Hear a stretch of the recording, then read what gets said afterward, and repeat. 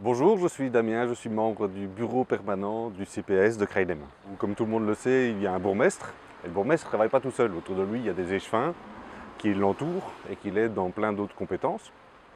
Et le bourgmestre et les échevins forment le collège. Jusque-là, la plupart des gens le savent.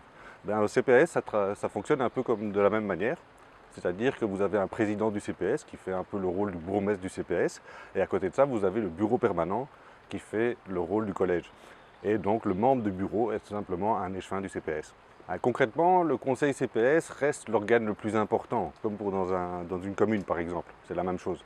C'est là où se font les échanges d'idées, les débats, etc. Et c'est d'ailleurs pour ça que ces espaces sont publics concrètement au bureau qui sont privés. C'est là qu'on discute par exemple des cas concrets. C'est-à-dire que toute demande d'intervention du CPS doit avoir l'appui du politique et l'accord du politique. Et évidemment, ça serait un peu ridicule de réunir chaque fois tout le monde pour toutes ces décisions, surtout que nous sommes tenus par le secret professionnel. Évidemment, si nous sommes une dizaine à avoir les informations, le secret est moins assuré, c'est logique. Et concrètement, ça représente à peu près 3 réunions par mois, vacances comprises. Kreinem est effectivement assez aisé, ça c'est certain. Maintenant, des demandes d'intervention, il y en a tous les mois. On en compte à peu près des dizaines et des dizaines chaque mois. On peut dire de 50 jusqu'à 100 parfois par mois. Pourquoi? Simplement parce que les hasards de la vie font que parfois vous êtes en situation plus délicate et ça peut se passer pour tout le monde.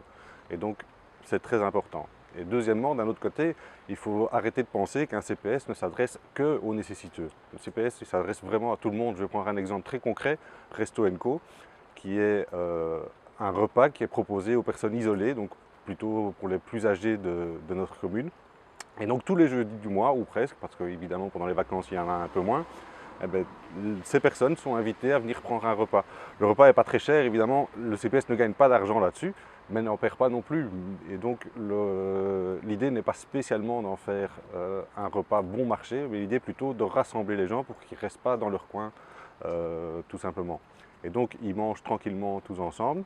Et par la suite, ils font une activité, ils ont une après-midi bien remplie. Et le CPS s'engage aussi pour les plus démunis à mobilité réduite de rentrer directement chez eux par notre service mobilo qui les ramène chez eux. Les crises, effectivement, n'ont pas été très faciles pour tout le monde, évidemment. Et pour le service, ça a été très, très laborieux à supporter tout le travail supplémentaire. Et je dis bien tout le travail parce que financièrement, il n'y a pas trop de difficultés. Premièrement, la commune a des finances relativement stables, ça, il n'y a vraiment aucun problème. Et pour pas mal de projets du CPS, nous recevons des subsides. Mais par contre, humainement, ça représente une charge de travail considérable qu'il a bien fallu emmagasiner. Tout ce que je peux vous dire, c'est que pendant toute cette législature, personne n'a été abandonné. Tout le monde a reçu ce à quoi il avait droit. Et par ailleurs, la plupart des projets ont été maintenus ou relancés dès que possible. La U22 a été achetée il y a des législatures avec pour projet d'en faire un but social. Malheureusement, les discussions avec la majorité à l'époque ont eu lieu, mais beaucoup de discussions et finalement rien de bien concret. Alors notre législature, nous avons décidé par contre de enfin mettre les choses en pratique et donc nous avons effectivement lancé le chantier qui se trouve à quelques mètres d'ici. Concrètement, la U22, la première chose, c'est qu'elle ne s'appellera plus la U22, pour la bonne et simple raison que le bâtiment ne ressemblera plus du tout à une ferme, vraiment plus. On va plutôt parler de centre de rencontre, mais on n'a pas encore trouvé le terme qui serait le meilleur possible parce qu'il faudrait trouver un terme qui convienne aussi bien en français qu'en néerlandais et ce n'est pas toujours évident. Alors qu'est-ce qui va s'y passer concrètement? Très honnêtement, à l'heure actuelle, on n'est pas encore fixé à 100%. Il y a un groupe de travail qui planche dessus tous les jours et qui fait du bon boulot, très clairement, mais qui n'a pas encore tout à fait fini. Ce que je peux déjà vous dire sans trop m'avancer, c'est qu'évidemment les repas de Resto Co devraient avoir lieu là. Tous les projets du CPS qui existent déjà devraient y avoir lieu là d'ailleurs, pour la plus grande partie.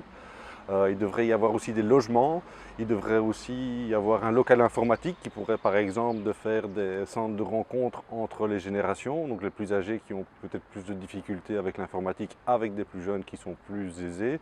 Voilà, tous des projets comme ça et je peux vous dire qu'il y en a beaucoup.